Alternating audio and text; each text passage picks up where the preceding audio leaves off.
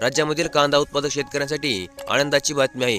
केंद्र सरकार आता 2 लाख टन कांदा खरेदी करणार आहे। कांदा निर्यात बंदीमुळे शेतकऱ्यांमध्ये नाराजगी पसरल्याने शेतकऱ्यांना दिलासा देण्यासाठी राष्ट्रीय ग्राहक सहकारी संघ म्हणजेच NCCF आणि नाफेडने राज्यामध्ये कांदा खरेदीला सुरुवात केली असून प्रत्येकी 1 लाख याप्रमाणे 2 लाख मेट्रिक टन कांदा देखील खरेदी करण्यामध्ये येणार आहे।